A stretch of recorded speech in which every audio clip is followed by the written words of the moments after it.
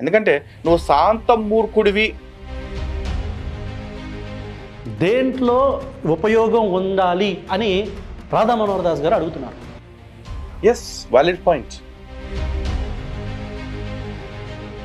ఈరోజు ఆంధ్రప్రదేశ్ ప్రభుత్వం ఏకంగా ఒక జీవో ఇచ్చేసి పురాణాలు చదివితే సరిపోద్దా? అప్పుడప్పుడు చరిత్రలు కూడా చదవాలి కదా. అప్పటి చరిత్ర నుంచి నేటి వర్తమానం దాకా చూసుకుంటే నాస్తికత్వం ముసుగులో, లేకపోతే నువ్వు చెప్తున్న ఆ ఎర్రకండు ఆ కమ్యూనిజం ముసుగులో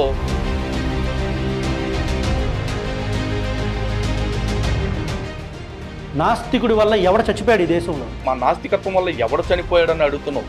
మీ నాస్తికత్వం వల్ల, నువ్వు ఆచరిస్తున్న నాస్తికత్వాన్ని నమ్మిన వారి వల్ల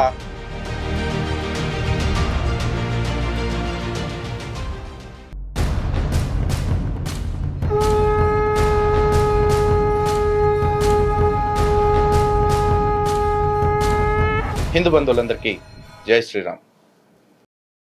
ఈ ఫోటోలో చూస్తున్న వ్యక్తిని గుర్తుపెట్టారా? తన పేరు రావణ్. నిజానికి తన పేరు గతంలో రావణ్ చౌదరి అని విన్నట్టుగా గుర్తు.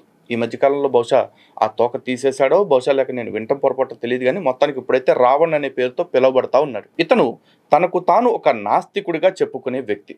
అయితే అతను నాస్తికుడిగా బతకటం వల్ల, చెప్పుకోవటం వల్ల మనకి ఏ ప్రాబ్లం లేదు. కానీ అస్తమాను కూడా హిందుత్వం మీద, హిందువులకు సంబంధించిన స్వామీజీల మీద, ఆచార్యుల మీద ఏదో ఒక మాట మాట్లాడుతూనే ఉంటాడు. అయితే అతను మాట్లాడిన ప్రతిసారి కౌంటర్ ఇవ్వటం మనకు కుదరదు.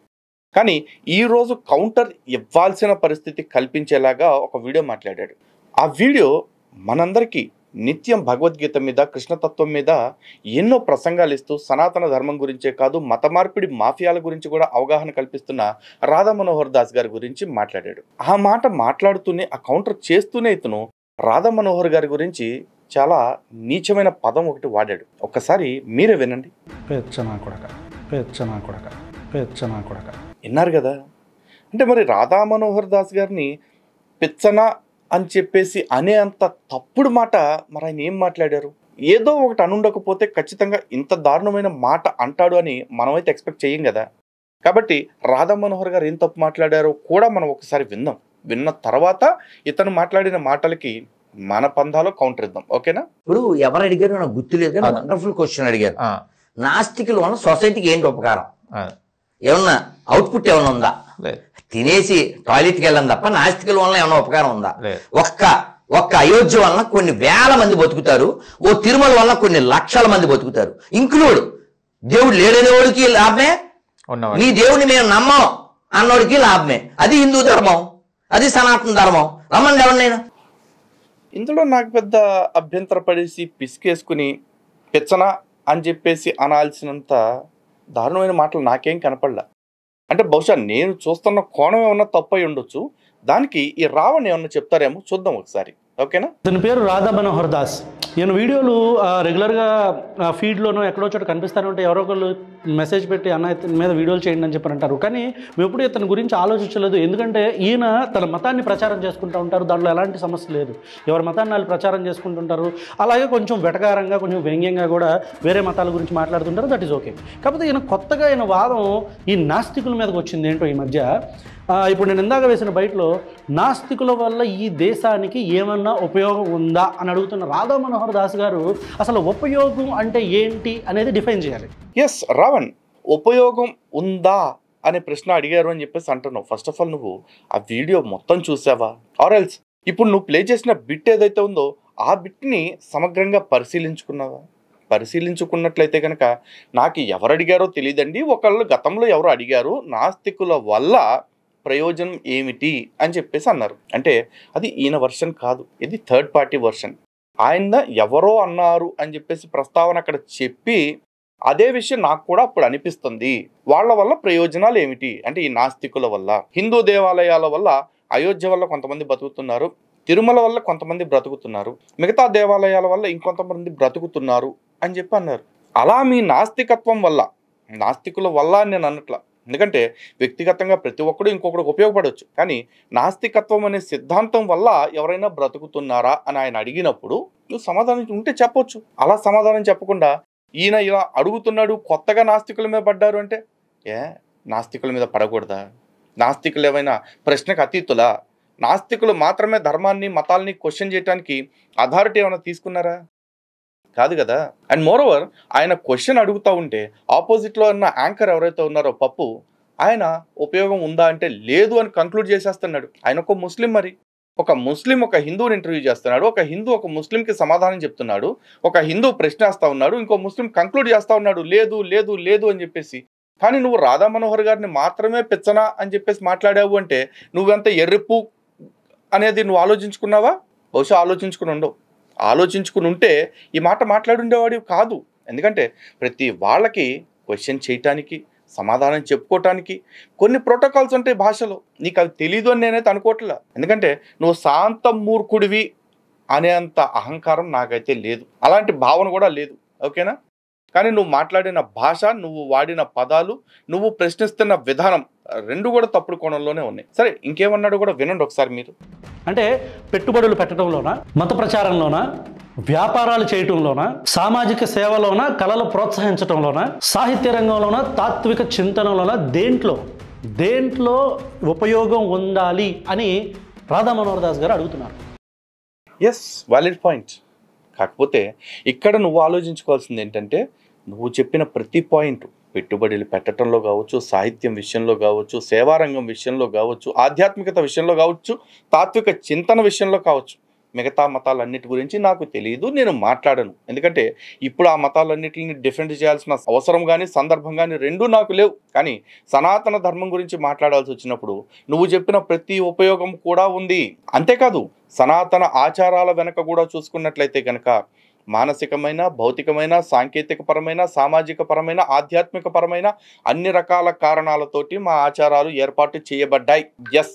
ఇక పెట్టుబడులు పెట్టడం విషయంలోన అంటే ఈరోజు ఆంధ్రప్రదేశ్ ప్రభుత్వం ఏకంగా ఒక జీవో ఇచ్చేసి NBFC ద్వారా హిందూ దేవాలయాలు, ట్రస్టుల్లో ఉన్న డబ్బుల్ని రొటేషన్ పద్ధతిలో వాడుకుంటున్నారు. నాన్ బ్యాంకింగ్ ఫైనాన్స్ కార్పొరేషన్ ఒకటి పెట్టేసి ఈ నిధుల్ని, దేవాదాయ శాఖ నిధుల్ని వాడుకుంటున్నారు.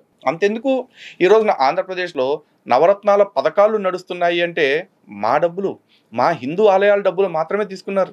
మీ నాస్తిక సమాజాలు అందరూ వచ్చేసి మతం వల్ల ఏం ఉపయోగం లేదండి, ఆ మతపరమైన కేంద్రాల నుంచి డబ్బులు తీసుకోవద్దు, మొత్తం మా నాస్తికులు మేమే వచ్చి మీకు విరాళాలు ఇచ్చేస్తాము, మీరే మొత్తం సమాజాన్ని అందరినీ కూడా మా డబ్బులతోటే ఉద్ధరించండి, ఇవన్నీ కూడా మేము సైన్స్లో తిని సైన్స్లో వెళ్ళటం వల్లే వచ్చిన డబ్బులు అని చెప్పేసి చూపించి ఇవ్వాల్సిందిగా ప్రభుత్వానికి ఇవ్వాల.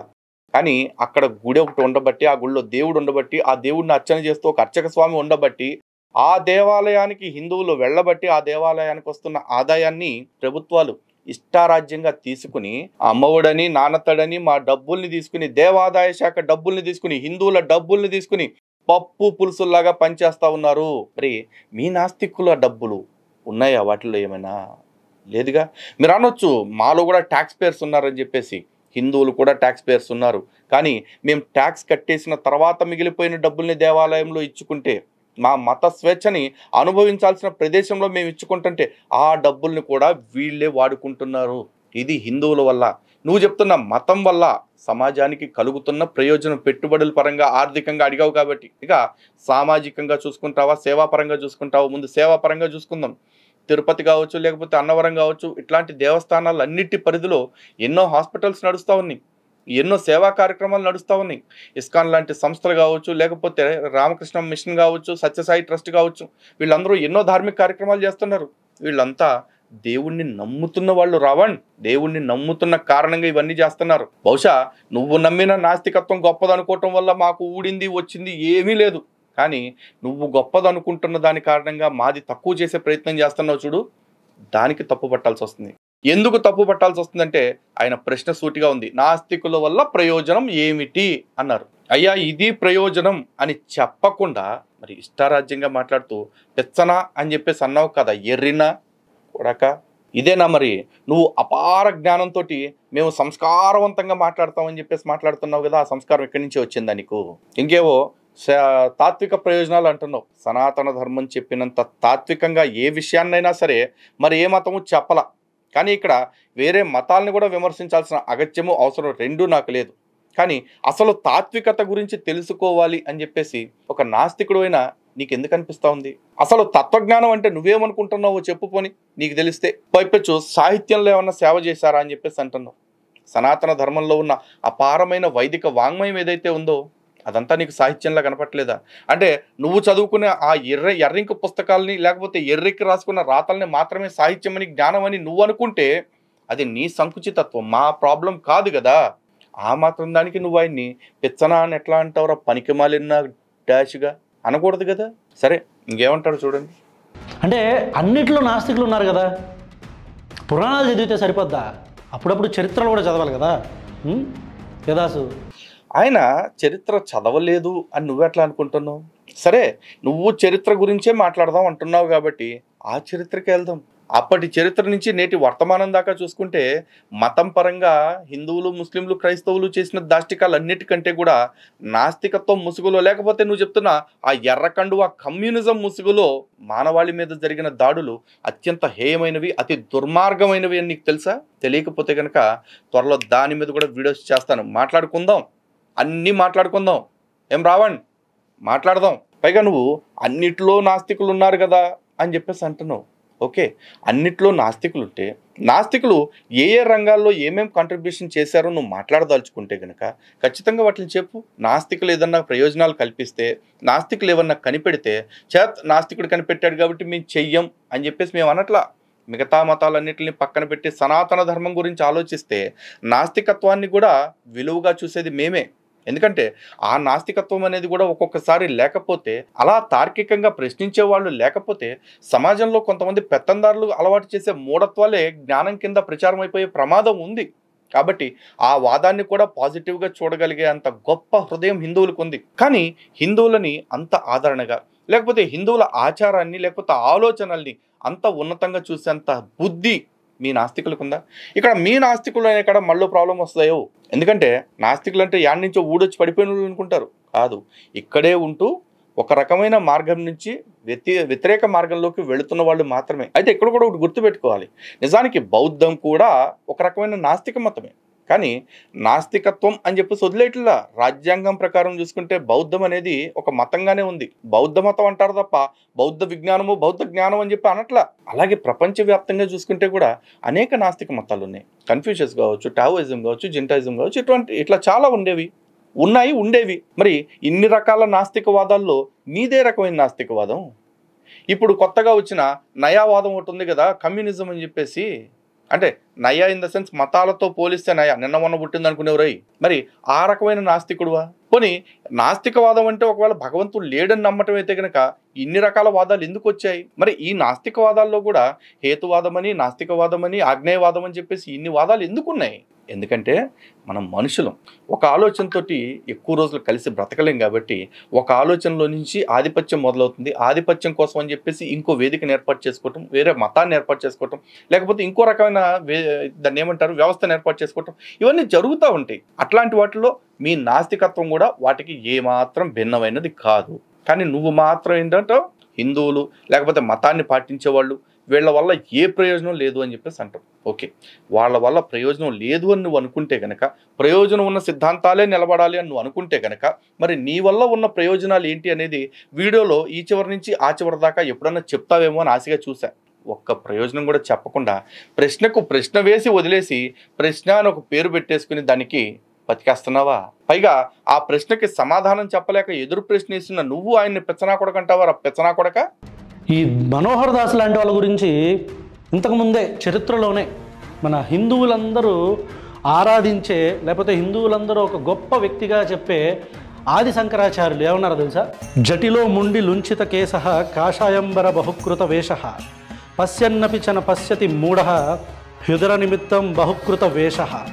జడలు కట్టుకొని, గుండ్లు గీయించుకొని, పిలకలు వేసుకొని వీళ్ళందరూ కాషాయ వస్త్రాలు ధరించి ఎన్నో నాటకాలు ఆడుతూ ఉంటారు. ఈ వేషాలన్నీ కూడా పొట్టకూటి కోసమే, కానీ వీరు మాత్రం వీళ్ళందరూ ఎవరైతే ఇలా చేస్తూ ఉంటారో వీళ్ళందరూ కళ్ళతో చూస్తున్న సత్యాలు కూడా చూడలేని గుడ్డివారు అని ఆయన అర్థం. అదేంటే నువ్వు హిందుత్వాన్ని వ్యతిరేకిస్తానని చెప్పేసి అంటావు, నాస్తికత్వం అంటావు, మళ్ళీ తిరిగి శంకర సాహిత్యంలోకి వచ్చేసి మోహముద్గర స్తోత్రంలో నుంచి శ్లోకాన్ని ఒకటి తీసుకుని ఉదాహరణగా చెప్తున్నావు. నిజానికి అక్కడ శంకరాచార్యుల వారు ఏమన్నారు?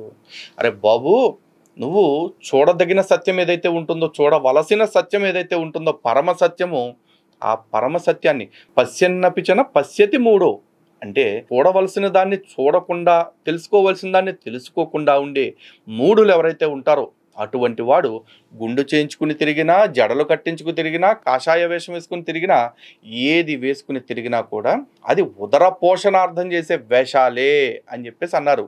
అక్కడ నువ్వేదో హృదయ అని చెప్పేసి అన్నావు, అది ఉదర అంటే పొట్ట పోషణ నిమిత్తం చేసుకునే వేషాలే అని చెప్పేసి అన్నారు. కానీ ఇక్కడ రాధా మనోహర్ దాస్ గారికి అది వర్తించదు. ఎందుకంటే ఆయన నిత్యము కూడా భగవన్నామ సంకీర్తన చేస్తూ, నామ జపం చేస్తూ భగవత్ ప్రచారాన్ని మాత్రమే చేసుకుంటా వెళ్తా ఉన్నారు. ఒకవేళ శంకరాచార్యులు గారిది ప్రమాణము అని నువ్వు అనుకుంటే గనక నువ్వు తీసుకోవాల్సింది ఎక్కడో 16వ శ్లోకంలోకి వెళ్ళిపోయి జటిలో ముండి లుంచిత కేశః అనే శ్లోకాన్ని కాదు తీసుకోవాల్సింది. నువ్వు మొట్టమొదటి స్తోత్రం నుంచి మొదలెట్టాలి. భజగోవిందం భజగోవిందం భజగోవిందం మూఢమతే అని చెప్పేసి చెప్పారు కదా, అది తీసుకోవాలి. అప్పుడు నువ్వేం చేయాలి? గోవిందనామాన్ని భజించటం మొదలుపెట్టి శంకరాచార్యులు వారు చెప్పారు చూసావా, కాబట్టి నేను పాటిస్తున్నాను, కాబట్టి నేను శంకరాచార్యుల వారు చెప్పిన ప్రకారము ఇలా ఒకవేళ దొంగ సన్యాసులు ఎవరైనా ఉంటే వాళ్ళను ప్రశ్నిస్తాను అని నువ్వు ప్రశ్నించవచ్చు. అలాంటి దొంగ సన్యాసుల్ని నువ్వు ప్రశ్నించాలి అనుకుంటే నువ్వు రాధా మనోహర్ గారు లాంటి గీతా ప్రచారకుల్ని కాదు అడగాల్సింది. ఈ రోజున దొంగ భగవద్గీతలు పట్టుకుని వచ్చేసి, అంటే భగవద్గీతకి తప్పుడు వ్యాఖ్యానాలు రాసి గీతాసారం, గంగాహారం అది ఇది అని చెప్పేసి పుస్తకాలను అడ్రస్లు ఇస్తే ఉచితంగా పంచిపెడతామని బయలుదేరే బ్యాచ్ ఒకటి తయారైంది, బేవర్స్ బ్యాచ్. ఆ బేవర్స్ బ్యాచ్ని అడ్డుకో, ప్రశ్నించు. అలాగే త్రైతం వైతం అని చెప్పేసి అడ్డమైన రాతలు రాసేసి ఇదే గీత అని చెప్పేసి ప్రచారం చేస్తున్న బోగ్గాళ్ళు ఉన్నారు కదా, వాళ్ళనాపు.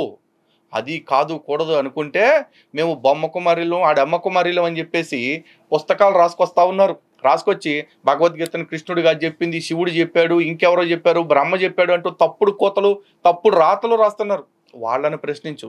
శంకరాచార్యులు వారు చెప్పింది అటువంటి వాళ్ళ గురించి చెప్తూ పశ్యన్నపిచన పశ్యతి మూడో ఉదర నిమిత్తం బహుకృత వేష అని చెప్పేసి చెప్పారు. నువ్వు వాళ్ళని నిలదీయాల్సింది. వాళ్ళని నిలదీయకుండా భక్తి ప్రచారం చేస్తున్న వ్యక్తిని, అది సనాతన ధర్మం ప్రకారం ఏదైతే చెప్పబడ్డదుందో ఆ చెప్పబడ్డ దాని ప్రకారం ప్రచారం చేస్తున్న వ్యక్తిని నిలదీస్తావా?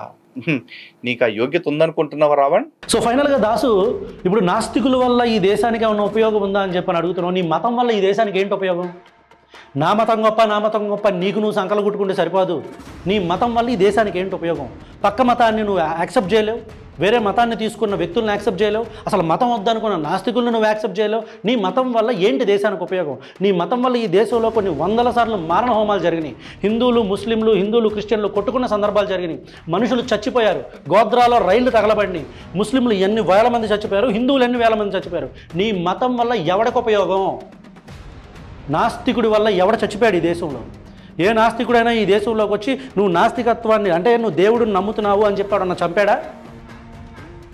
పెచ్చనా కొడక, నీకు తెలియకపోతే అంత లేనట్టు కాదురా.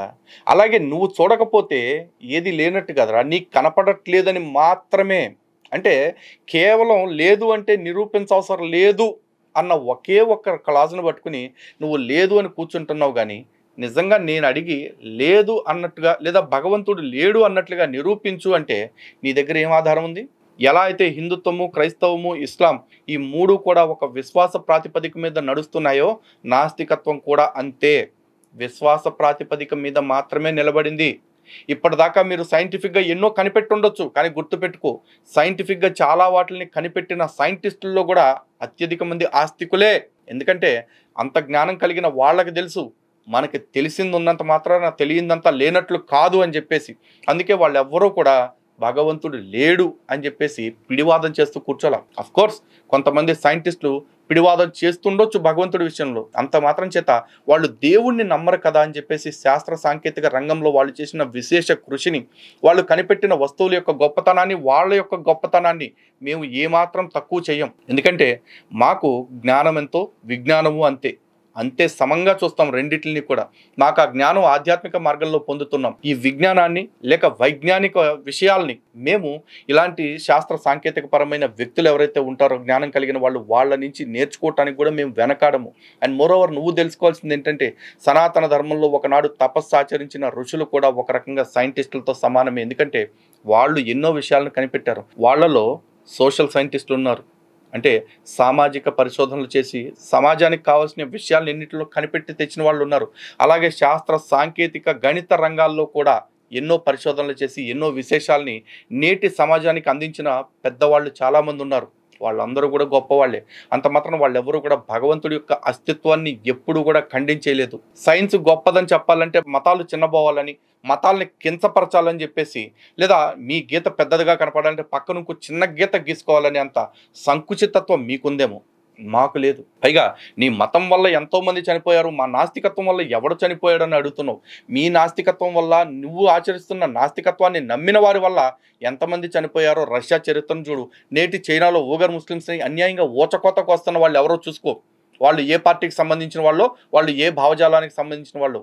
ఇక ఉత్తర కొరియాలో ఒకడు ఉన్నాడు, బైబుల్ ఇంట్లో పెట్టుకుంటే కూడా వాళ్ళని చంపేస్తానికి సిద్ధపడిపోయాడు. మరి వీళ్ళంతా ఎవర్రా? వాళ్ళంతా నాస్తికులు కదా. అసలు ఇంతకీ నువ్వు చెప్తున్నావు ఒకడు ఉన్నాడు కదా హిట్లరు, ఆ హిట్లర్ ఎవరు? నాస్తికుడు కదా, కమ్యూనిస్ట్ కదా. మరి కమ్యూనిజం ప్రపంచంలో ఎంత మారణహోమం సృష్టించింది. ఈ రోజు కూడా అడవుల్లో తుపాకులు పట్టుకుని అడ్డగోలుగా ఆడిని ఇండి చంపుకు తిరుగుతున్న వాళ్ళంతా ఎవరు?